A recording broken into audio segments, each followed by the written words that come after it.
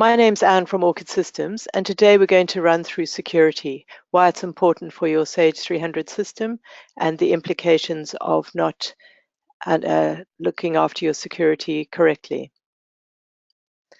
For those of you who don't know us, we have, at this stage, we've sold modules which are running in over 5,000 sites around the world. This is in over 60 countries, and on average, most sites run 2 modules per site. We are supported by over 400 business partners around the world. We're based in Sydney, Australia, and over the years have been awarded over 10 industry awards for the work that we do. At this stage, we have 13 integrated modules, and by integrated, I mean they're developed in the Sage 300 SDK, and so support all the standard utilities that Sage 300 core modules support, with respect to report writers, backup utilities, look and feel, and web deployment. We've been in business over 25 years, and all our modules are centered around improving efficiency, productivity, and indeed security. Our modules fall in these 5 main categories: collaboration and intelligence, where we have Info Explorer, our BI tool, notes and document management link, which display notes or documents in a context-sensitive way. Automation and productivity, we have Process Scheduler, which allows you to schedule repetitive tasks and custom tasks so that people don't need to remember to run them, or they can run after hours.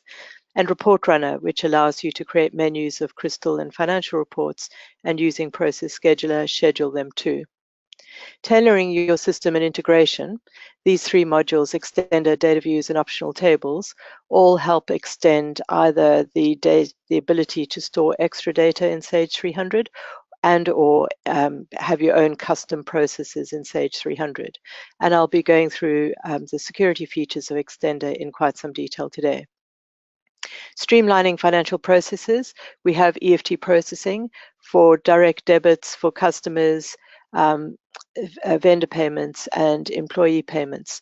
So this is electronic funds transfer, transmitting the file to the bank electronically. We also have inter-entity trade and inter-entity transactions, which automate both the due to and due from loan account entries for companies doing transactions on behalf of each other, and automate AP to AR or OE to PO for companies who are trading with each other. And in the operations management side, we have bin tracking, which allows you to create bins within an IC location and track your stock per bin, and return material authorizations, which allows you to track your repairs and returns more closely.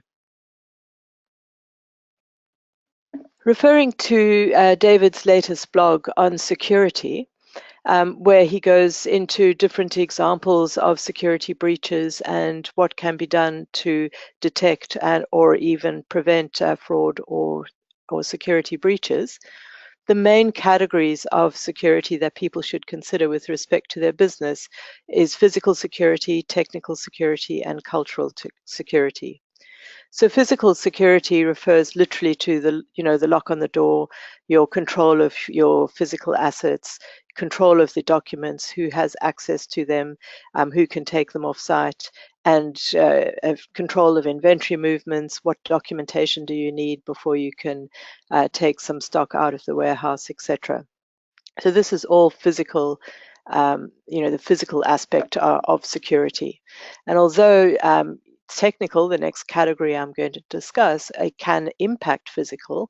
It's really, the Orchid modules don't really play a part in the physical security. But the next category, and the main category that I'm going to concentrate on, is technical security. So this refers to the IT systems you have in place, what network security you're using. Are you using password policies, PC policies, virus checkers? So all the systems infrastructure and how secure that is. You also have data security. So is your data corrupt, or is is the integrity of your data okay?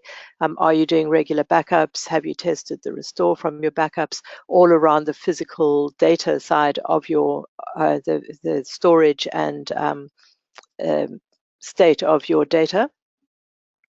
But you also have the ability to use clever checks and balances for fraud detection. So your systems can help in implementing clever checks and balances to either detect that fraud is about to happen, or in fact has happened. But either way, without the checks and balances, you don't really have an easy way to be alerted of these changes, or alerted of situations if it's all manual, of anomalies in the data or security breaches in the data. But your systems can also increase the transparency of the data. That might be making policies visible, might be making vendor contracts visible, or might even just be making information visible to other users at the point in time that it's relevant to be checking that data in terms of following your processes and implementing the checks and balances that you have in place. So in all of those areas, Orchid modules can play a part, or some Orchid modules can play a part in helping you implement a satisfactory security policy. The third category of security is cultural. And this is a little bit hard to pin down for an organization, whether they do laissez-faire, anyone can do what they want, or they have a big brother policy, every single step of the way is being watched, and some sort of balance in between. But a prerequisite for effective security regime is the leadership that takes security seriously, leads by example, and supports the implementation of the internal processes and controls that you need to identify and respond to security risks. So even though it would be the example set by the leaders, or their choices and what procedures to implement, that Orchid modules can support that. But software is not directly involved specifically in the cultural aspect of security. But looking at the Orchid modules and how they can help in implementing security policies or clever checks and balances, what I'm going to be looking through today is EFT processing and the security controls that we have in EFT processing.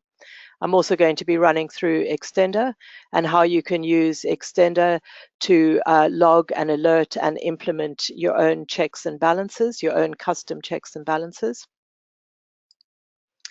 I'm going to be running through Process Scheduler and how we can use some of the predefined tasks in Process Scheduler, like integrity checks and database dumps, to ensure the security of your data. But also running through some custom alerting that you can do using Process Scheduler and Extender. And I'm going to be touching on notes and document management link and Orchid's email smart link on how you can alert people of your custom validations, increase the transparency of the data, which tends towards early detection of fraud, or just making information more available, making the procedures easier to follow. And I'm also going to be touching on Info Explorer and showing you how you can visualize anomalies or your checks and balances quickly through Info Explorer. But RMA and bin tracking can also help with your security by improving the visibility of your inventory locations, your bin movements, your inventory movements, by using bin tracking, for example, or even using RMA in tracking more closely the returns when they come back in the warehouse, what status they're in, who's looking at them. And this information is known not just by the person who's doing the work, but by anyone who has access to RMA module. So the increased transparency can aid in having fewer stock losses or reduced write-offs just by making the information available to all those who need it when they need it. So I'm not actually going to be running through those modules, but they do support the increased transparency of data, which can lead to early fraud detection or just a reduction of errors in dealing with your assets. The other two modules which also assist, but I'm not going to be going through in any detail, is inter-entity transactions and inter-entity trade. Because these modules assist in automating transactions, typically in these complex environments where lots of transactions have knock-on transactions and flow through the organization through to different companies. Because they're automated, it reduces the chance of errors, thereby improving the integrity of your data. But also by not having people manually rekeying data and two sets of people being unaware of what's happening in another company, you reduce by using inter-entity trade, you're reducing the opportunity of fraud because these transactions are automated and it's transparent, and everyone knows that for this particular document we have a reciprocal and equal document in another database, so less chances for changing or adjusting that particular document because it's increasing the transparency across the companies. So I'm going to go into the software now and show you what I was referring to. So first of all, I'm going to start off in Orc Limited. I'm signed in as an administrator user, so I'm logged in as administrator. And the first module I'm going to review is EFT Processing. So with EFT Processing, just using the visual process flow to access the options quickly. In EFT options, and this applies to EFT vendors, EFT customers, and EFT employees. So looking at AR setup, the EFT vendors or as customers, sorry, or the AP setup, the EFT vendors. We have this control on what status the EFT, in this case, the EFT vendor, what status the record is in when you first create it. In my case, I've selected active because I haven't implemented the separation of duties around this. But if I had set the default status to entered, then I can go into security and I can make certain people, they can create EFT vendors and the status will automatically be entered. And they're unable to change the status to active. But I have a second group of users who cannot enter, but they can make active.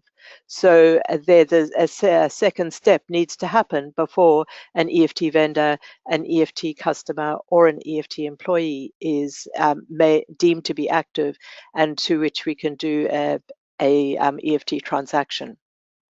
So that separation of duties is a good security control on ensuring that any sensitive data is entered by one person and checked by a second person. So you've got two sets of eyes over it, hence increasing the transparency of that particular data. We also have the control on EFT customers, EFT vendors, and EFT employees that you can encrypt the bank account details. So what this means is on all screens, only those people who have been given the authority to see the full bank account details will see it on the master file record, so on the EFT employee or the AP vendor, the EFT vendor or the EFT customer. And everyone else will only see a series of asterisks and the last four digits of the account number and the bank branch number.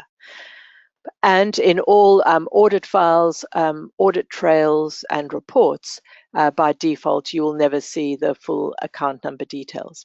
And that also applies to your own bank account. So if you do want to encrypt your own bank account details, that can be done as well. And by security, only some people can see the full bank account details. So just having a little look at that, if I look first at the EFT employees. So when you come to set up your bank account details for your employees, as you can see, you can have multiple bank account details for the different percentages or amounts, fixed amounts that you're going to pay. Under this particular user, I'm not able to see the full account numbers, so I'm just seeing the encrypted, or not encrypted, but the masked bank branch number and bank account number. And out of the box, without doing any additional configuration, if anyone changes any of the critical data on the EFT vendor, EFT customer, or EFT employee, those details are logged in the log file. So if I go to the EFT audit log file, and at this stage, I'm filtering and I'm only seeing changes that happen to vendors.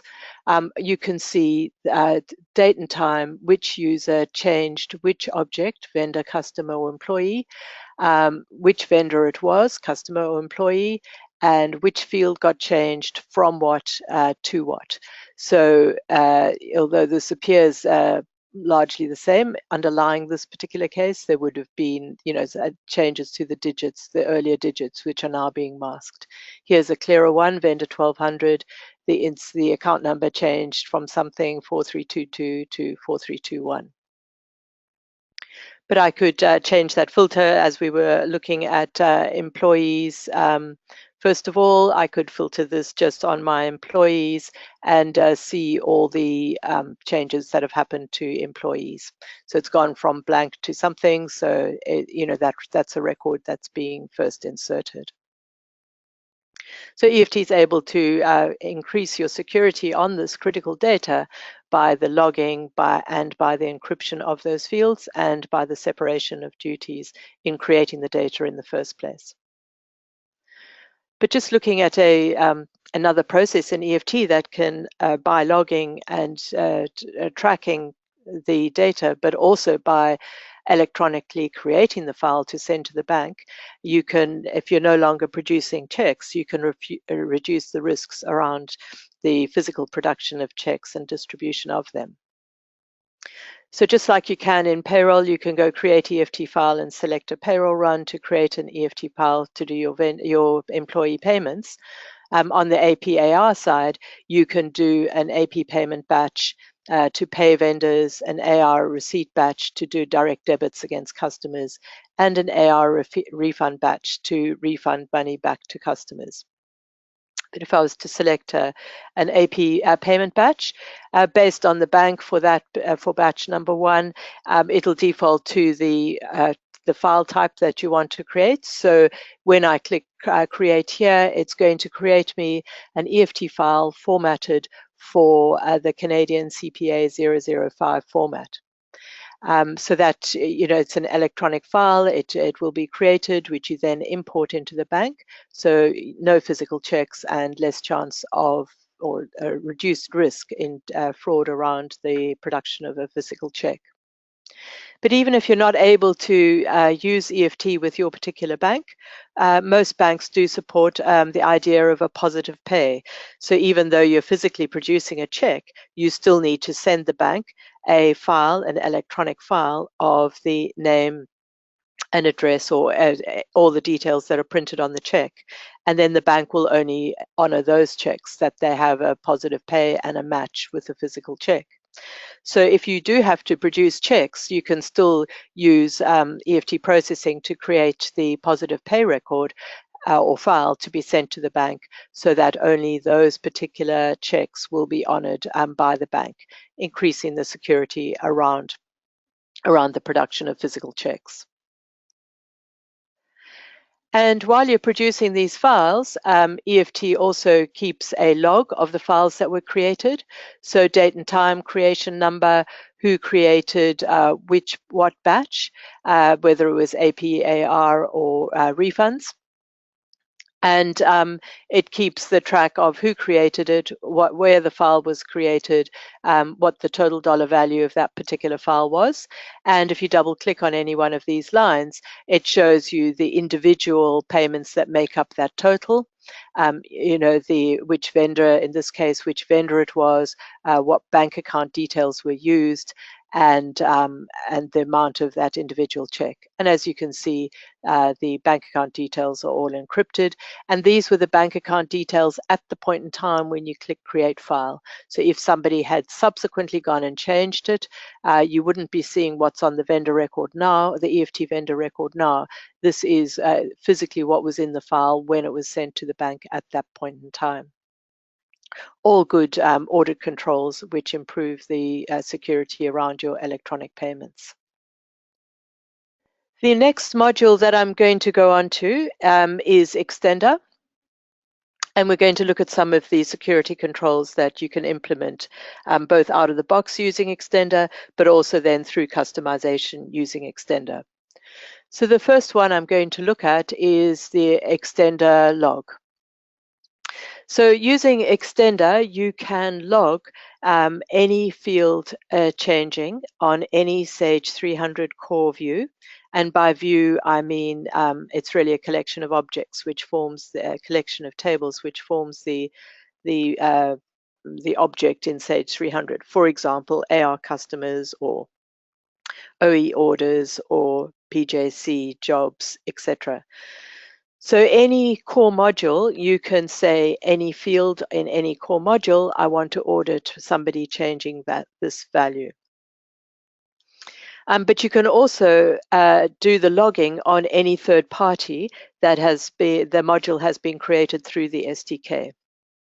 So you could, for example, say against AutoSimply's manufacturing, I want to audit who changes this particular field on the manufacturing order, or using Norming's fixed assets. I want to audit who changes the book value, or who creates the asset record, or who adjusted this particular percentage on the asset record. And indeed all of the Orchid modules which are created through the SDK. So in RMA processing, you could say who changed the workflow status of this particular RMA. But you can also track the logon event. So if I filter on this particular field to see all the logons, so since I turned logging on people logging on to this particular company, I can see date and time when Anne or admin had logged on to this particular company. So that's a good control on, knowing perhaps who's working after hours, which is not supported, or a strange activity, or just knowing who's using which companies is quite a good security control. And this log is keeping my logons plus all the other changes that have been made to the database. But I'd like to show you these particular logs through my AR customer screens. So what you're able to do is apply logging to any field in any Sage 300 view. And what I've done on the AR customer, I have applied logging both to the credit limit field and to the active flag. So whether or not the customer is, the on hold flag, whether or not the customer is on hold or not. So whenever anyone changes the credit limit or the on hold flag, I have a log, date and time, who changed it. And by choice, I've chosen to implement Extender, creating and updating an information manager note, which alerts me who did the last change to the credit limit. So I can see yesterday, admin changed the credit limit from 19,990 to 18,700. And it's my choice whether I keep multiple notes like this, or just have one note showing me the last change, which was my choice, because on the logging, I'm also in that log file, I'm keeping track of the logs of the credit limit changing. So if I was to go ahead now and change the credit limit, so let's put it down to 17,000. And when I go ahead and save that, Extender is doing three things. It's updating this note to tell us to keep a record, highly visible record of who changed the last credit limit. And it has, because I asked it to, it has sent an email to the accounts department saying who changed the credit limit last. And if I had my email open, which I forgot to open, we would be seeing a note of that, an alert of that particular email coming in. So I might just fire up my emails in the background so that I can show that to you later. It'll take a little while to sync and read that email. And it has maintained the log. So it's maintained the log that it's changed from 18,700 to 17,000. And I could go back to that extender inquiry to view the log, or I could use the hotkey to call up the log in context of where the change is happening, which is a lot easier and quicker for users to see the change in context rather than having to go out and go to an inquiry screen. So by default, it shows me the log for the last calendar month, but I could change the date range if I wanted to see all the changes. And here I can see the last change I did. It went from 18,000 to 17,000 on the 8th of February at 7:24. And here's the history of the changes that I've done to the credit limit. Here's where I've changed the on hold flag, putting it on hold and then taking it off hold again, and some more credit limit changes. So all the fields that I'm auditing or logging, any critical fields which are critical to a business process or is part of your security checks and balances, you can log and keep that log and see who's changed what when. My email should be through now. So yes, here's my email saying, and this text is customizable using email templates. Customer 1200, Mr. Ronald Black, the credit limit was set from that to that. And you can also add into your email templates who did the change and the date and time of that change. So similar to the notes, you've got full control of the text, what goes into that and how it is displayed. So that's just using out-of-the-box features of Extender, no customization required. It's just by configuration. And I just see I've got a question popping through about Extender. Can you confirm Extender will be reporting / logging US or Canadian payroll? So yes, because US payroll and Canadian payroll are both developed through the SDK, just like I've attached logging to this credit limit field, you could be attaching logging to the pay class on an employee or the hourly rate that's been set up for the employee, or any field in any of the views in US or Canadian payroll. Yep, you can do logging and alerting just as I am here. And you can also do validation, which I'm just about to show you on the credit limit field. So using Extender, you can also apply your own custom processes or validations or security checks on data, either the entire record, who can enter it, who can approve it, but also, what the actual values are. So Sage 300 says you can, only Anne can enter or update customer records, but it doesn't say control any further than that, what fields, individual fields might be read-only for Anne or read-only for Joe or whoever it is, but you can do that using Extender. So I could have an Extender script saying that Anne can add or amend any field on the AR customer except for the credit limit. Or the Extender script that I've currently got implemented is that administrator, who I'm currently signed on, cannot change the credit limit to more than $20,000. And I could say, Anne can only go up to $10,000, administrator can go up to $20,000, or whatever business process or check or balance that you need around these critical data fields. So in this case, as I say, okay, I close this error message, you'll notice my credit limit went back to what it was previously, the 17,000 that I changed it to previously. Oh, what I didn't show you is this note updating. So in order for the note to be seen, I need to just refresh it and get it redisplayed. And the credit limit has changed from 18,700 to 17,000. So that check that that extender is applied, it's working at the view level. So in trying to change this to 40,000, that the check saying it cannot be more than 20,000 is sitting at the view level. So whether I use the Sage 300 AR customer screen through the web, or this VB screen, this UI control that I'm using off the desktop, or I had gone file import, or I use some custom screen, maybe a process coming in from CRM, which updates the credit limit. Because all these updates go through the Sage 300 views, this validation will apply as if it was a core validation within Sage 300.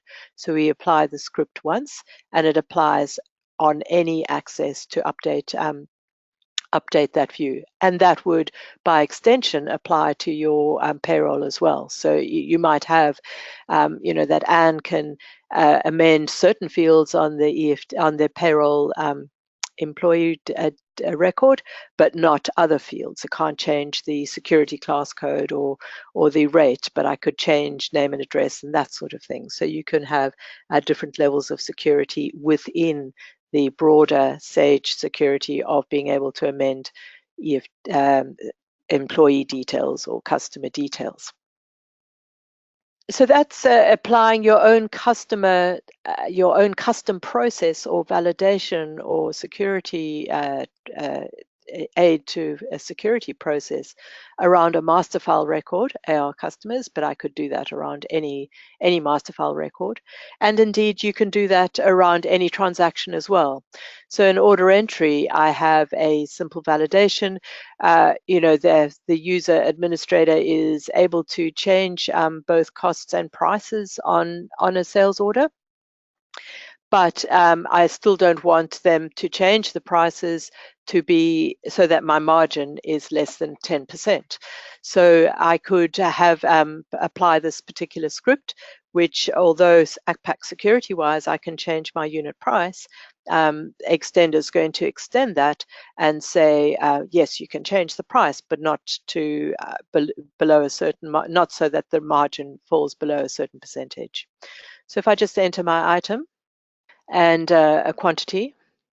And the unit price is currently $59. But if I was to change that to $30 and go to insert that row, you can see an extender validation has kicked in. My margin is less than, it's almost less than minus 20%, and I've got a threshold of 10%. So I must have a positive 10% margin before I allow any particular order line to be added. And, depending on your process, this could have sent somebody an email, this could have put the order on hold, or it could just give this warning and let the line be added, which is what I've currently done. But ordinarily, you would have perhaps even stopped that line being added. Or I could let the line be added, but make sure that by the time they come to post it, it won't post or create the order if anything's, not as meeting my particular process. And here just here I'm seeing the note of the last time the credit limit was changed. So me as maybe a different user could see, on the 8th of February, admin changed the credit limit from 18,000 to 17,000, and perhaps that triggers some sort of different processing or different way that you treat this customer. Or maybe there's a different process you need to follow, and knowing that information. So make notes helps with the transparency of data at the time where people need it in your process. So now I'm going to move into another aspect of Extender, show you a different use of a custom script, which helps with your security checking or helps you to comply with the SOX requirements for the separation of duties. So in the scenario where you have all users can create batches, let's say in accounts payable and in general ledger, and all users can post batches, that's not such a secure scenario. So you might want to implement the separation of duties in as much as user any user who enters a batch cannot post their own batch. They can post anyone else's batch, but not their own batch. So the Sage 300 standard security allows you to either be able to enter a batch or post a batch. But once you've got that security, you can't be, those security profiles, you can't be more selective, say, but only certain batches you can post. But we can do that using Extender. So I'm just going to flip into this company here, same company, Orc Limited, but now I'm signed in as Anne as opposed to administrator. And running in Orc Limited, I've got a script running on accounts payable invoices, accounts receivable invoices, and general ledger batches that the person who enters the batch can't post that particular batch.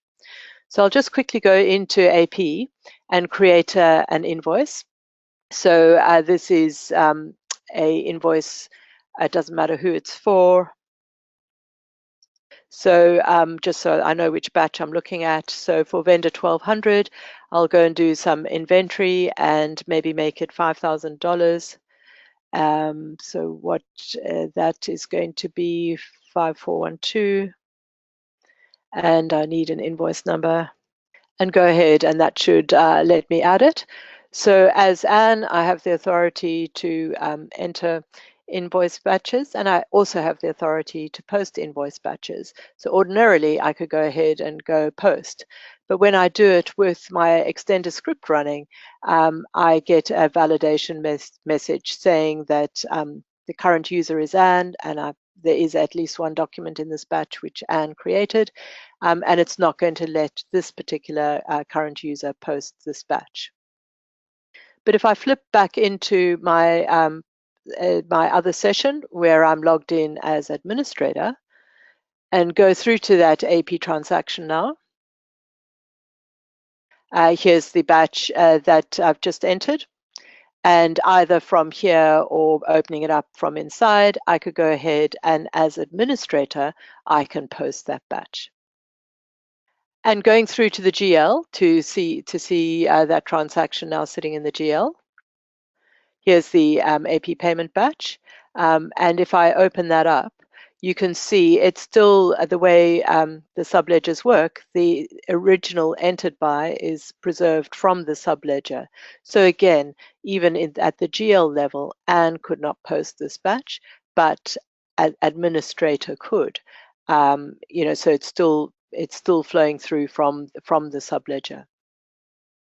Just opening up this other batch, which is a batch that I've entered as administrator.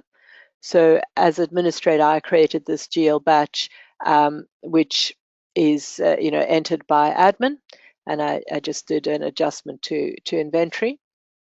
And because I have the Extender script running on my GL posting as well as the subledger postings, as administrator, because it is my batch, if I was to try and go ahead and post, I'm getting the same error message. So I'm unable to post this batch. But if I flip back in as Anne, I'd be able to go ahead and post this batch because Anne didn't create this batch. And my particular procedure was just to stop it posting. But what I could have done is sent somebody else an email saying, you go and post that batch. Or I could have, depending on what your process is, it can be implemented around that. In my case, it was just stop the batch from posting. And if it, as I will show you a little later, if I was to send somebody an email saying, would you go ahead and post this batch for admin, I could have a link in the email to come straight back to this batch so they could go ahead and post. But I'll show you that as part of Process Scheduler, which is the next module that I'm going to have a look at. Oh, nice and slow Outlook. Here's my email alert of the email that we sent. So just looking at Process Scheduler and what that can do to help you with your security and the security of your data, both physical and integrity of your data. Process Scheduler out of the box allows you to schedule many of the repetitive tasks that you have within Sage 300. And that can be scheduled after hours. So it's not using up system resources during your working day, but also that it does get run. People don't forget to run it. The first one I'll have a look at is a database dump. So this particular schedule is going to work across these companies and this system database and do a database dump into the nominated directories. And if you're doing that every day, you can build in a date and timestamp and a zip into the file that gets created, or you could say just overwrite the previous dump. And you could have it dynamically create a folder for Monday through to Friday, and on Mondays you overwrite last Monday's dump and Tuesday so on, so you've got a history of your dumps, or you can just zip them up and keep them forever. And all that can be done just using this process scheduler task and defining on the detail what rules you have. For example, this is going to create a zip file using the date and time, so it'll always keep this, it'll never be overwriting. Another example of a schedule to improve your security is by running the Sage 300 data integrity checks. You can either run it for the entire company, so this would do all modules in Orchid 2. And we also have, when running data integrity checks, we also have the facility to send an email only if there's a change in the number of errors in any one module. So you might want to be alerted and always send an email. So you just know it's run, or you could say, if you're getting so many emails about what's happening, you forget to look at them. But what you could say is only send an email if there's a change in number of errors. So if today I delete 2 items and I get an IC integrity check because I've deleted 2 items, when I run the integrity check tomorrow, because it's alerted me today to 2 errors, tomorrow when it runs, if the number of errors is still 2, it won't alert me again of that particular, if you select only send an email on change of errors. And this particular schedule is clearing up old integrity logs as well. So it's, after 60 days, maybe your integrity log is no longer valid. So just keep them only for the rolling 60 days, or you could keep them forever if that's what you want to do. Another example of a schedule is the audit, the module audit, the system audit schedule, which allows you to per company.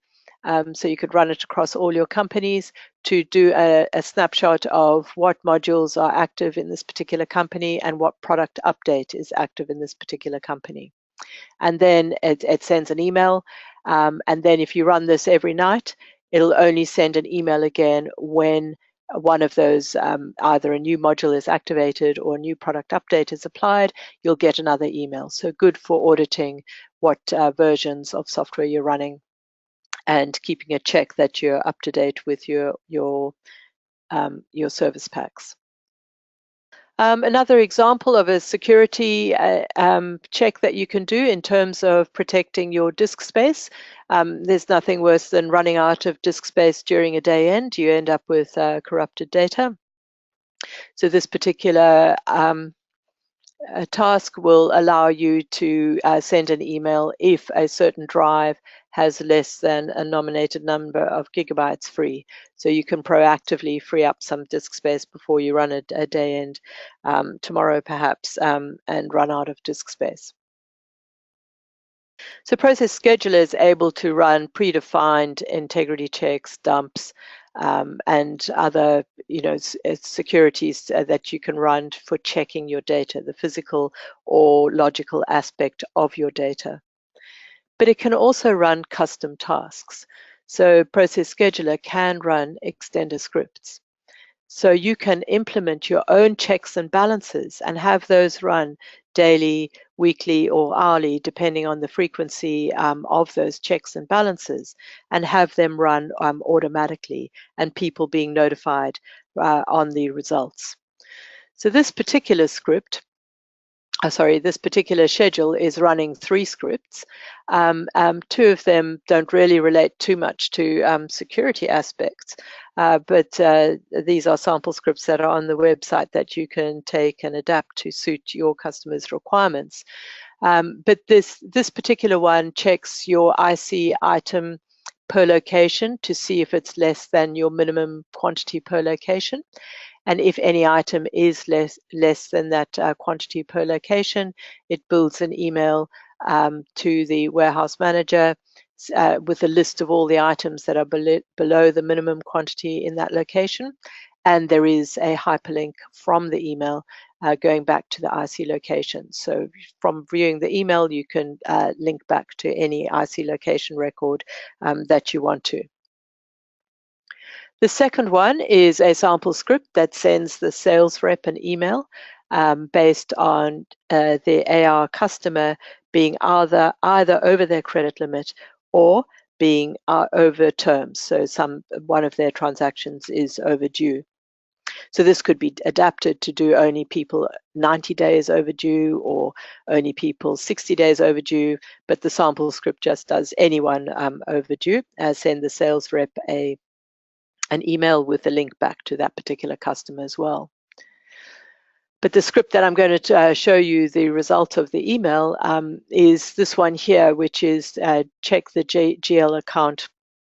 So for any nominated GL account and amount, it will show you a list of all the journals where an individual journal has exceeded the amount that you've specified. So in my case, I'm using the inventory account 13001 and an amount of $100,000. So if anyone posts to my inventory account more than $100,000 on a single journal line, to me that's an exception.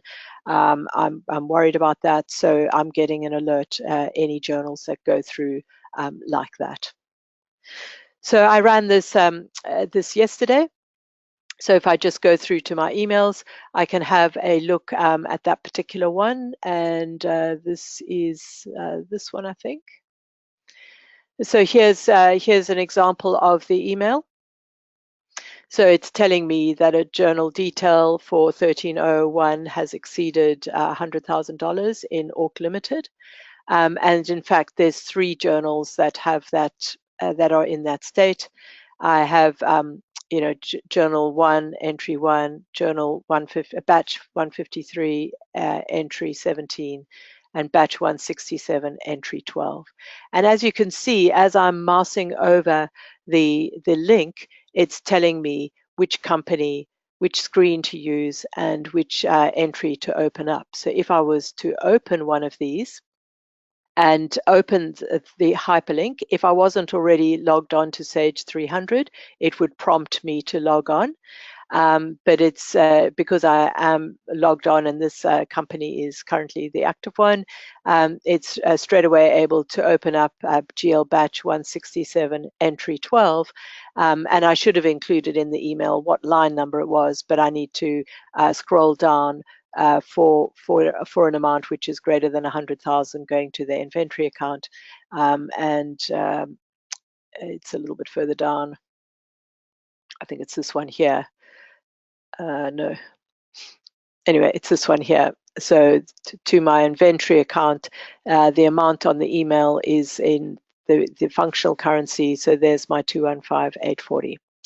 So the manager or somebody can be alerted to the fact that a large amount has been posted to your GL inventory account, and this could be investigated straight away, not only at the time of stock take when other anomalies might arise.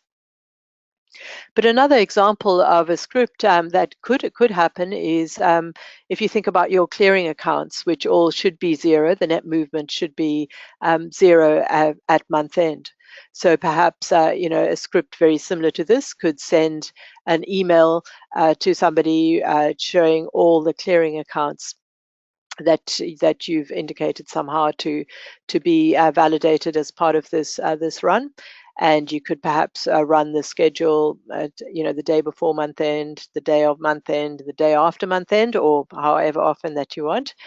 And it could run through and see for this particular fiscal year and period, if it's not netting off to 0, if the balance is not netting off to 0, have a line saying account number blah is not 0. And then when you drill in, you would drill into the account inquiry for that particular GL account. so people could quickly have access to the transactions in that particular account and see why it's not netting out to zero. Another security control that some people use is the ability to quickly look at unposted batches, and in particular batches that are old that haven't been posted. So you could use a process scheduler to schedule a cube, which allows you to visualize the data, and see it more quickly than logging into each and going to each of the batch postings and seeing which transactions are unposted. This very quickly is showing me, I've got unposted transaction, AP invoice, AR invoice, some AR receipts, and a few in GL as well. And, it might be, I could use conditional formatting in this, that if the date is in the past, it's not the current month end, then these are more of a worry than, stuff that we might just be checking and posting right now in the current month end. Or this could have been a cube showing me those clearing accounts which are not balancing to zero. So it could be showing me all the transactions in the clearing account and what the net balance is for the period.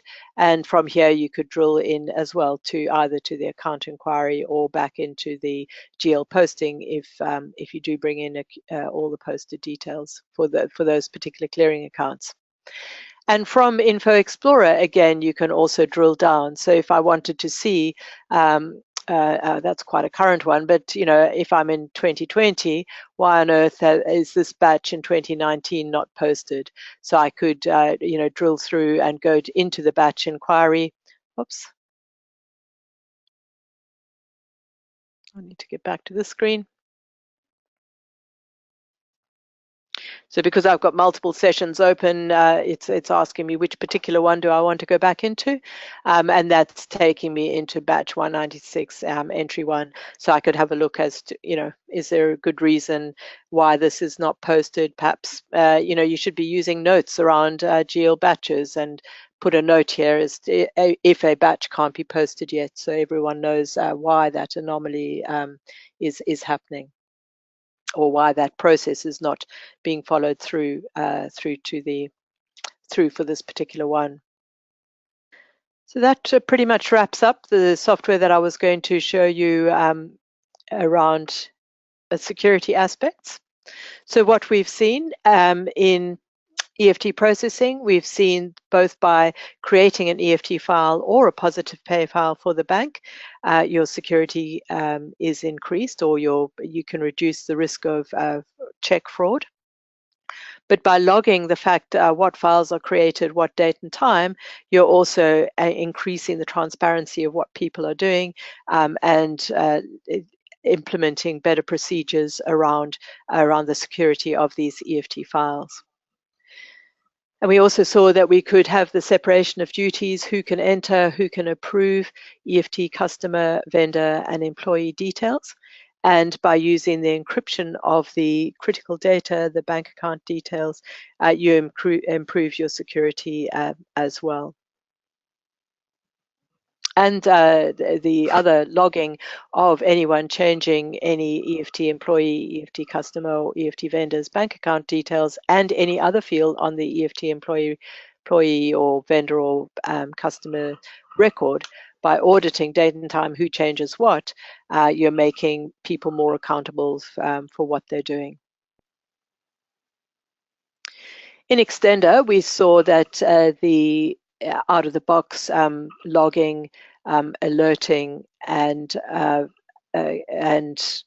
alerting either via email or alerting by creating an information manager note can be implemented on any Sage 300 core view, like AR customers, but also on any view that is created through the SDK. And we can either alert by creating a note, or by sending an email, or just by logging, if you want to sort of just have that after the fact. But we also saw that we can implement custom processes as well. So my custom process to not allow admin to change the credit limit to more than 20,000. So that validation, protecting that my credit limit, which is a critical piece of data as part of my security process or my checks and balances on controlling invoicing to customers. So we see we can extend the normal Sage 300 validations to include custom processes and custom validations. And what we didn't see, but what you can do, Extender is also able to call an external process. So in the Australian context, there's a government website where you can pass the company name and address, and it will tell you if the ABN number, the company number that you have for that particular company, is valid. So what we key into the bank, the company number here, we would, would be the ABN number, and we could do, Extender could do a web service call to that web service, pass in the details, and then check if that ABN number is valid for that customer or for that vendor. But it could, Extender can call any external program. So whatever your process is, however you need to do, if it can be done electronically, your credit checks, or perhaps you have a second system that needs to know if a customer a credit limit is changed, you could insert a record in that second system. So you could do any type of custom alerting that you need to do through Extender. And we also saw that we can, just as we can do the check or special validation on critical fields in master file records on the AR customer, we can also do the same thing on transactions. So we can ensure that transactions that are created match our particular business process, and the data is secure from the point of view of user-specific validations have been implemented as well.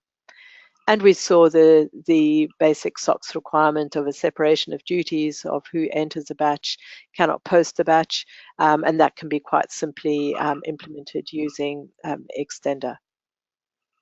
Then we had a look at our process scheduler and the different schedules that you can set up, predefined schedules that you can set up for data integrity checks, for product update audit checks, for checking disk space, and for the Sage 300 standard backup utility of a dump. So all the standard sort of like security tasks that you can run to protect your data, you can do just by configuring your appropriate schedules. But we also saw that Process Scheduler can schedule Extender scripts.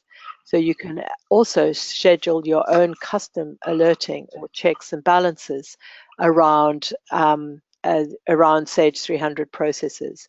And the example we looked at was the script that ran through and checked for large amounts being posted to my inventory account. And an email was built for that, from which I could drill down into the transaction to have a look at that particular account and journal. And the last thing we had a look at was Process Scheduler can schedule Info Explorer cubes. So people can, for example, at month end, I could be sent this cube, which quickly alerts me to unposted batches.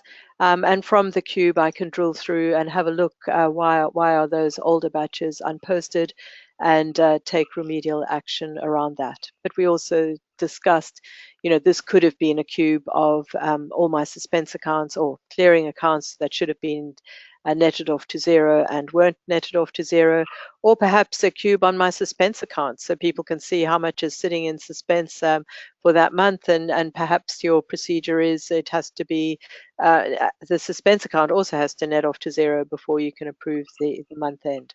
So Info Explorer is very good at highlighting data from lots of different areas at a quick snapshot to show you what's happening. So those are the main points that I was planning to go through, and my first screen on summarizing the main categories of security: physical, technical, and and cultural came from David's blog on scanning the security horizon, which is, if you go to our website, orchid.systems, click on the news button, you will see this particular article, and it's a great read on breaches of security in both physical and technical and cultural. So have a look at that, and it's quite an interesting read. So I see I do have another question here.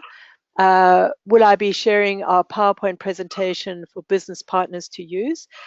Yes, we'll be putting all our presentations up on our website in the sales resource areas, and we'll be doing that for all the presentations that we've been doing over the last 6 months. We haven't actually loaded them up there yet. I think one of them's up there, but not all of them. But we will be putting those up there, so keep an eye on the sales area in our website, and also we'll let you know when we've done that via our newsletter, and we will be distributing the recording after this as well. But if you missed any of our prior presentations, you can go ahead and click on the go to our website, click on our YouTube channel, and you'll see we've got a playlist of all the presentations that we've done like this over the last 6 months, and we'll keep not only emailing them out to attendees, but they're also up on that playlist. So have a look there if you've missed anything over the past few weeks. And Steve, can you check in the question box? Yes, there are a few more questions. So the first one was, how does your script know if an account is a clearing account in the general ledger? Okay, so well, it could be done at the moment. It's just hard coded. We're just working on a number of clearing accounts. And if you've only got 1 or 2 accounts, then that's fine. You can just build that into your SQL script. But a more flexible solution would be perhaps if you wanted to use an optional field, create an optional field against those GL accounts which are clearing accounts, and maybe they're set to clearing or yes or something like that. So then the script could just scan through all GL accounts. If the optional field is set to yes or is set to clearing, then use those particular ones in your check for the balance being 0 for this particular period. Or if you've got many accounts and the maintenance of optional fields is a little bit awkward, what you could do is create an extender table. And in the extender table, you could have all the clearing accounts that you want, and you could even have an active flag, check me or not check me. So this would be the ultimate flexible solution in, this month, check these 10 clearing accounts because they are saying, yes, they're active. And then next month, you're no longer using those ones. So you say active no, it's active yes for the new clearing accounts that you're using. So that would be easier. You could import that from an Excel spreadsheet. That would be easier to work with than optional fields, constantly deleting and adding optional fields. So depending on the need, it could be done in many different ways. An optional field, just hard coded if you only have a couple of them, or by creating an extended table to keep track of those optional fields, of those expense accounts. Okay, another question. If a security issue is identified by Extender, what can Extender do apart from sending an email? So Extender can send an email, or it could create an information manager note, and it can log, as we've seen. But if you had a more specific custom process that you wanted to happen, for example, if you wanted somebody to be sent an SMS, or if you wanted an alert to be sent some other way, or a record created in another database, Extender is also able to create to call a custom process. So it could, your custom process might be to send an SMS, or it might be to call a web service and do something, pass those parameters through to the web service. So Extender scripts are written in Python, which is a very widely used open source language, and many libraries exist for that. So you can do anything really in your extender script. You know, calling an external process or program or alerting people in the way that they need to be done. So what I didn't mention is extender scripts. You know, extender alerts can either be an email or to create an information manager note, but it can also call an external program, which could do whatever you need it to do. Right, and I think we're pretty much out of time at this stage, and also I don't see any further questions. Well, that's convenient. Well, thanks very much everyone for attending, and we'll be distributing this webinar to those attendees in the next couple of days, and also putting up the website, you know, putting up on our website all the presentations that we've done over the last few months. So thanks for attending, and we look forward to seeing you at the next one.